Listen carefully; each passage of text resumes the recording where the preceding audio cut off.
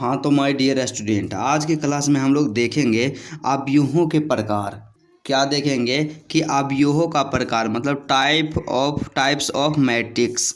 देखेंगे कि अवयव जो होता है कितने प्रकार का होता है। और यदि आप इसका पहला क्लास नहीं देखे हैं तो डिस्क्रिप्शन में वीडियो का लिंक दिया हुआ है, वहाँ से आप जाकर के पहला क्लास ज़रूर देख लीजिए।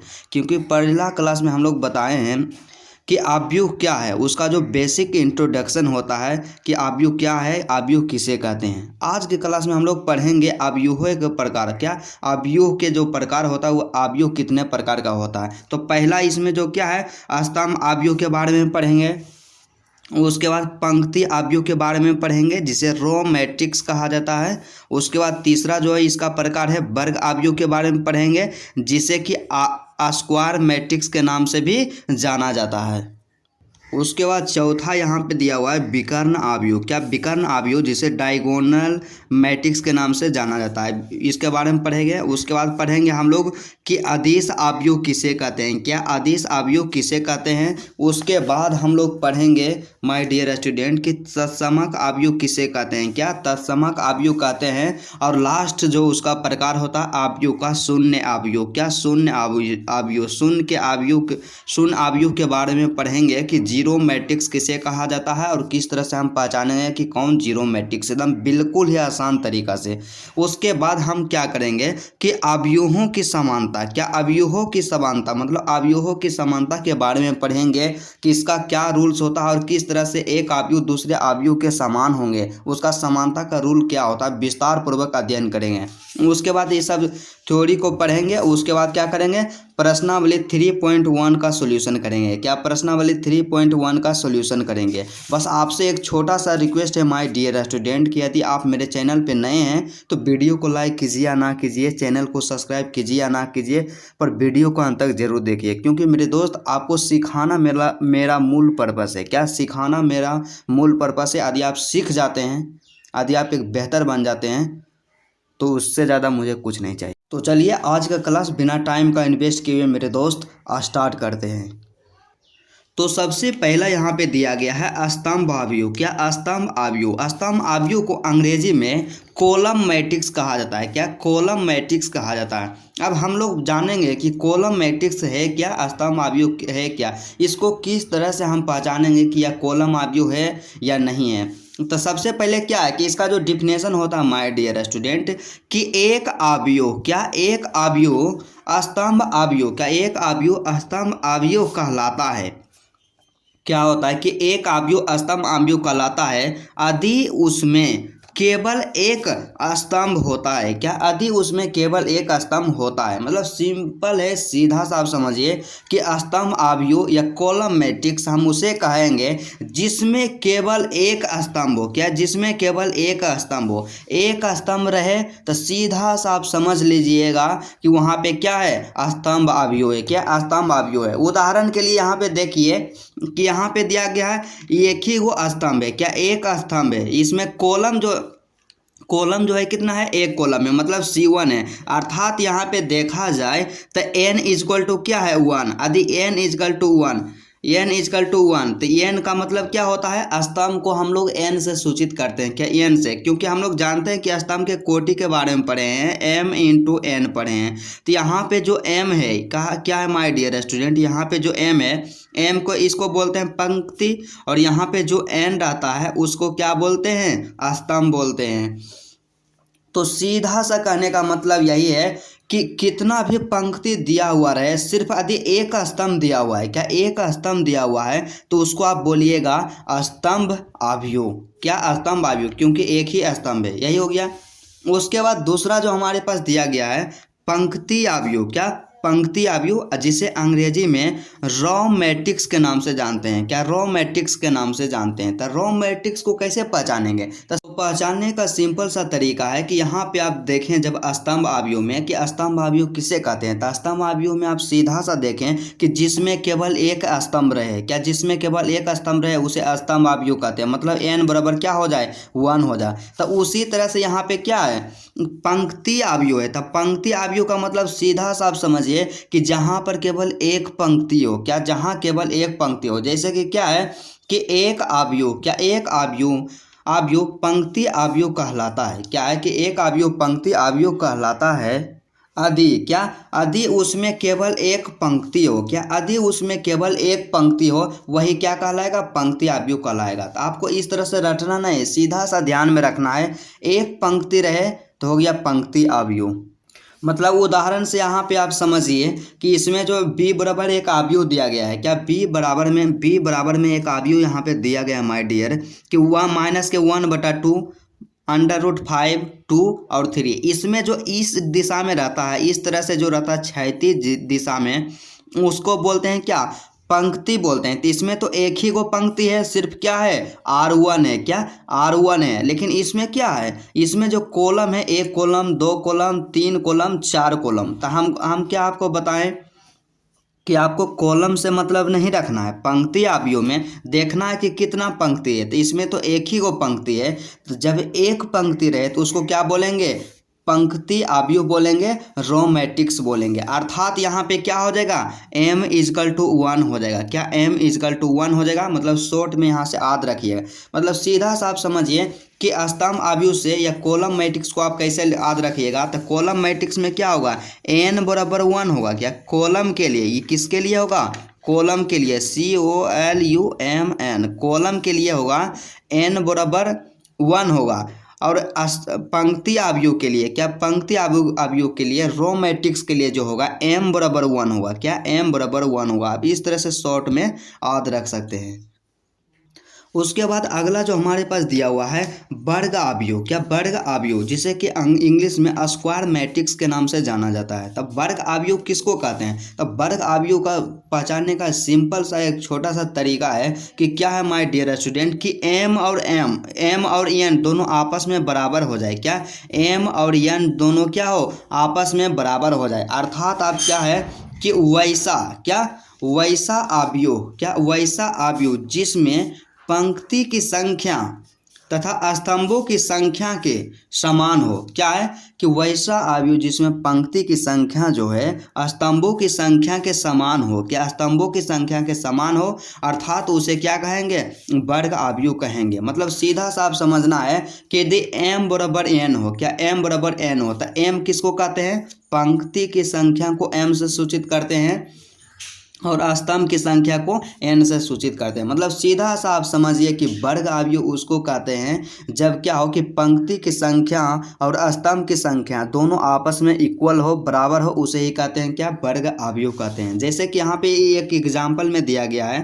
तो यहाँ पे जो a बराबर एक मैट्रिक्स दिया गया है। क्या a बराबर में एक मैट्रिक्स दिया गया है, इसका जो कोटि है 3 × 3 है। क्या 3 × 3 कोटि है। तो यहाँ पे क्या है, पंक्ति की संख्या भी 3 है, R1 है, R2 है और R3 है। और स्तंभ की संख्या भी 3 है, C1 है, C2 है और C3 है। मतलब m बराबर भी 3, n बराबर भी 3।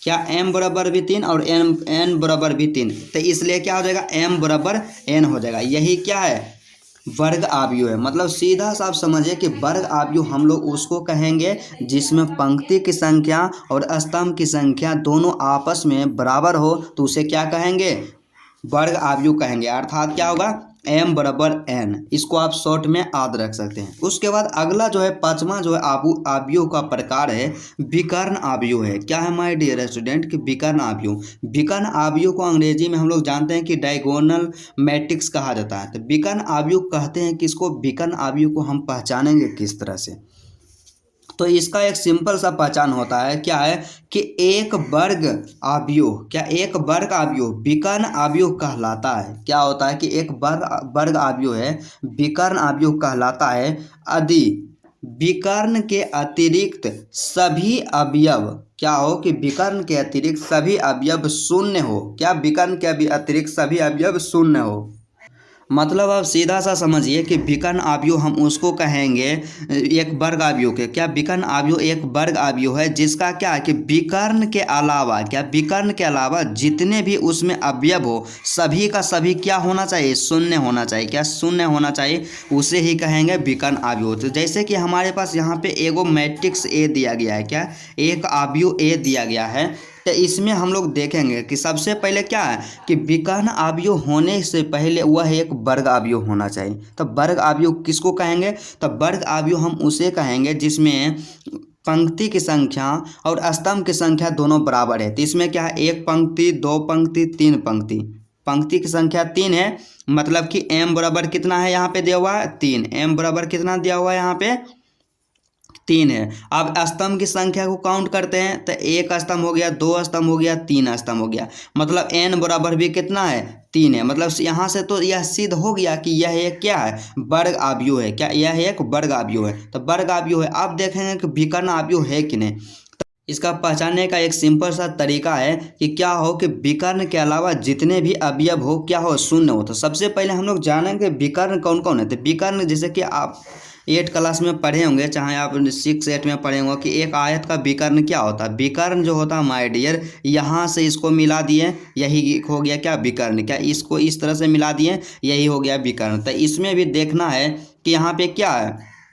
तो यहाँ पे ये जो विकर्ण है, इस यहाँ से यहाँ ये सब क्या हो गया विकर्ण। तो विकर्ण के अलावा जितने भी अवयव देखिए, इसमें भी शून्य है, इसमें भी शून्य है, मतलब इसको आप सबको ढक दीजिएगा। तो यहाँ पे क्या बचा 0 0 0 0 0 0, मतलब क्या है इसका जो विकर्ण है वही क्या है अलग है, सब अति है, लेकिन विकर्ण के अलावा जितना भी सब क्या है शून्य है। मतलब सीधा साफ समझिए कि विकर्ण अवयव हम उसको कहेंगे सबसे पहले वह एक वर्ग अवयव होना चाहिए। तो यहाँ पे यह एक वर्ग अवयव है। उसके बाद क्या होना चाहिए कि विकर्ण के छोड़ करके, क्या विकर्ण को छोड़ के जितना भी इसमें एलिमेंट्स हो, जितना भी अवयव हो, सब शून्य होना चाहिए। तो यहाँ पे देखिए विकर्ण है 2 4 5, ये सब क्या है विकर्ण है, और ये सब को छोड़ के जितना भी है सब शून्य है। क्या सब शून्य है? तो यही क्या हो गया विकर्ण अवयव। मतलब इसका सिंपल सा परिभाषा है कि विकर्ण अवयव हम उसको कहते हैं कि विकर्ण अवयव क्या है कि एक वर्ग अवयव विकर्ण अवयव कहलाता है यदि उसके विकर्ण के अलावा सभी अवयव क्या हो, शून्य हो। उसके बाद अगला जो है 5 नंबर का अवयव का प्रकार है अदिश अवयव है। क्या अदिश अवयव? अदिश अवयव को स्केलर मैट्रिक्स के नाम से भी जाना जाता है। तो अदिश अवयव हम किसे कहते हैं? तो सबसे पहले क्या है कि एक वर्ग अवयव, क्या एक वर्ग अवयव अदिश अवयव कहलाता है। क्या है कि एक वर्ग अवयव अदिश अवयव कहलाता है यदि इसके विकर्ण के सभी अवयव, क्या यदि इसके विकर्ण के सभी अवयव समान हो तथा विकर्ण के अलावा सभी अवयव शून्य हो। क्या विकर्ण के अलावा सभी अवयव शून्य हो, उसे क्या कहेंगे अदिश अवयव कहेंगे या स्केलर मैट्रिक्स कहेंगे। मतलब सीधा साफ समझिए कि अदिश अवयव को पहचानने का एक सिंपल सा और छोटा सा तरीका है कि क्या होना चाहिए। सबसे पहले तो वर्ग अवयव होना चाहिए। उसके बाद क्या होना चाहिए कि उसका जो भी विकर्ण रहे ना सब समान होना चाहिए, एकदम सेम होना चाहिए। तो वही क्या कहला जाएगा, सब सेम होना चाहिए। और विकर्ण के अलावा जो भी रहे सब क्या होना चाहिए, 0 होना चाहिए। तो वही क्या कहलाएगा अदिश अवयव। तो यहाँ पे देखिए एक उदाहरण दिया गया है, एक मैट्रिक्स दिया हुआ है। इसमें क्या है कि विकर्ण जो क्या होना चाहिए, सभी समान होना चाहिए। तो इसमें देखिए विकर्ण यहाँ से है ना √3 √3 विकर्ण जो है जितना भी तीनों विकर्ण क्या है आपस में सेम है, यह एक वर्ग अवयव भी है। और विकर्ण के अलावा जितने भी अवयव है सब क्या है शून्य है। तो यही क्या कहला जाएगा अदिश अवयव कहलाएगा। क्या अदिश अवयव कहलाएगा।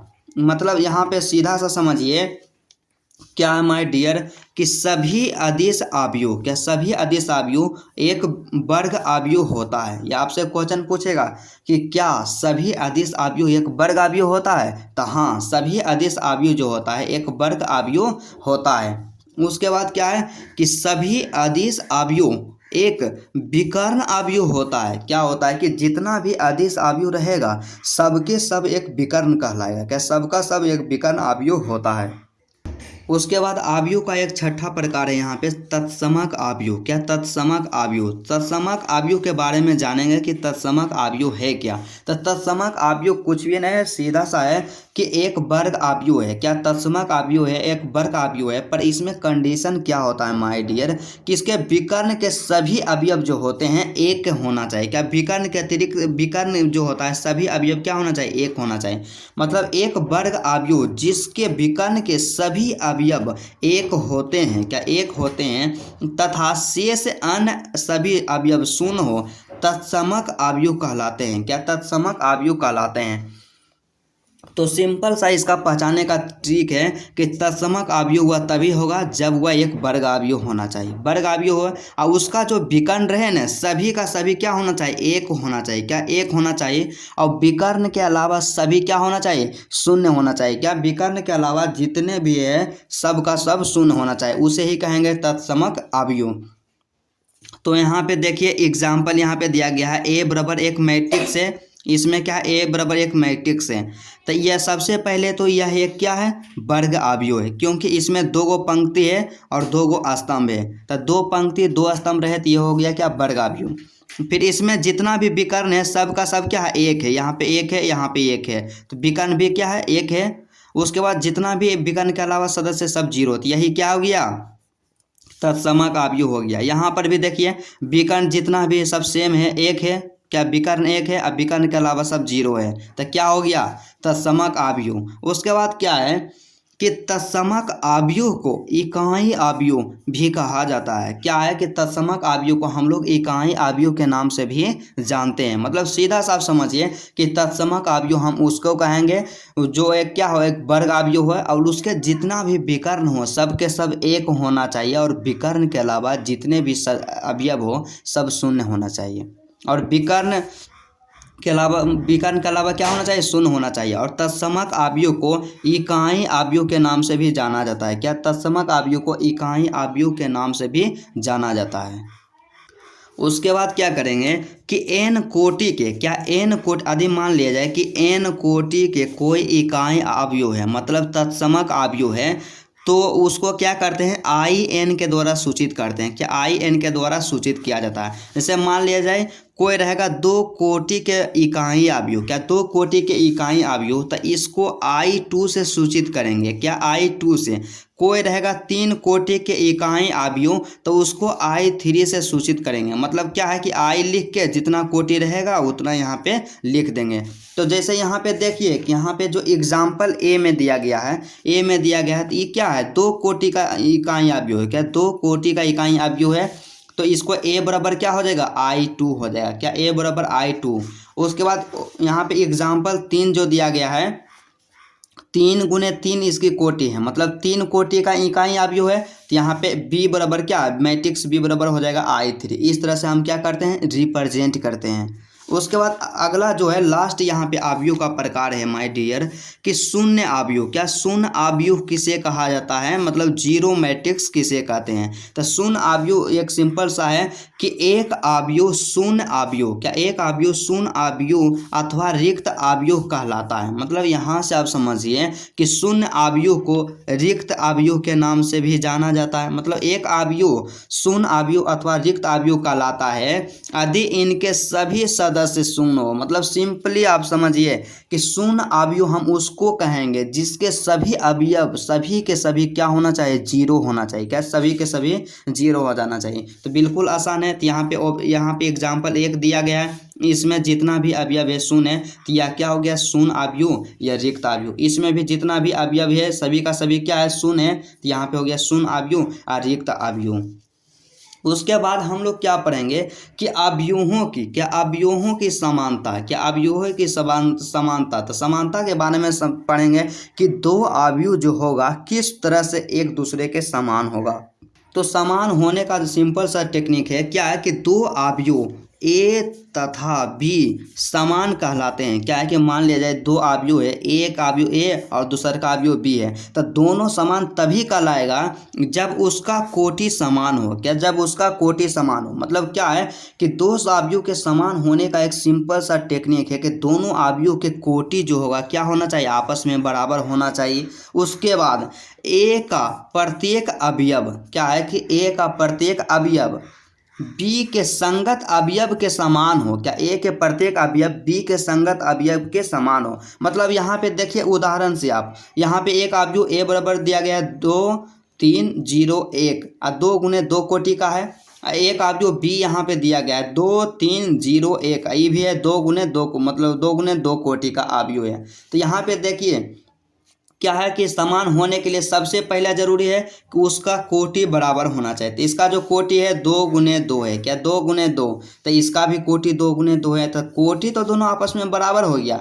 उसके बाद क्या है कि ए का प्रत्येक अवयव बी के संगत अवयव के समान हो, तो ए का प्रत्येक अवयव, तो ए का प्रत्येक अवयव तो बी के संगत अवयव, तो यहाँ 1 नंबर में 2 है तो यहाँ भी 2 होना चाहिए, यहाँ 3 है तो यहाँ भी 3 होना चाहिए, यहाँ 0 है तो यहाँ भी 0 है, यहाँ 1 है तो यहाँ भी 1 है। मतलब क्या है कि ए के प्रत्येक अवयव बी के संगत अवयव के समान है, अर्थात हम लोग क्या कह सकते हैं कि ए बराबर बी, क्या ए बराबर बी, मतलब ए और बी दोनों आपस में क्या है, बराबर है, क्या ए और बी दोनों आपस में बराबर है। यही है दो अवयवों की समानता का नियम, मतलब क्या है कि उसका कोटि समान होना चाहिए। सिंपली आप समझिए कि दो अवयव समान अवयव तभी कहे जाएंगे जब उसका कोटि समान होगा और ए का प्रत्येक अवयव बी के संगत अवयव के क्या हो, बराबर हो, तो वही क्या कहलाएगा, ए बराबर बी कहलाएगा, क्या ए बराबर बी कहलाएगा। उसके बाद कुछ नोट्स में हम लोग देखते हैं, नोट में कि यदि क्या है, यदि दो अवयव ए तथा बी समान हो, यहाँ पे क्या है कि यदि दो अवयव हो ए तथा क्या हो, ए तथा बी क्या हो, आपस में समान हो, तो हम लोग उसको लिख सकते हैं ए बराबर बी, क्या ए बराबर बी हम लोग उसे लिख सकते हैं। उसके बाद क्या है, ए प्लस बी तभी होगा, क्या है कि ए प्लस बी तभी होगा जब ए और बी समान कोटि का अवयव है। यदि क्या है कि हमें करना है ए प्लस बी, मतलब दो अवयव को आपस में जोड़ना है, तो दो अवयव को आपस में हम तभी जोड़ सकते हैं माय डियर स्टूडेंट जब दोनों अवयव का कोटि, क्या ए का कोटि और बी का कोटि आपस में क्या हो, बराबर हो, तभी हम उसको क्या कर सकते हैं, एक दूसरे से जोड़ सकते हैं। तो चलिए हम लोग देख लिए कि इस यहाँ पे अवयव के प्रकार देख लिए, क्या अवयव के प्रकार देखें कि अवयव जितना प्रकार का था उसके बाद अवयवों की समानता देख लिए। अब हम क्या करेंगे, अगला क्लास में करेंगे माय डियर स्टूडेंट प्रश्नावली 3.1 का सॉल्यूशन, क्या 3.1 का सॉल्यूशन। तो चलिए आज का क्लास यहीं तक रहता है। यदि आपको वीडियो अच्छा लगा तो वीडियो को दिल से लाइक कीजिएगा और मेरे चैनल पे यदि आप नए हैं मेरे दोस्त, चैनल को ज़रूर सब्सक्राइब कर लीजिएगा।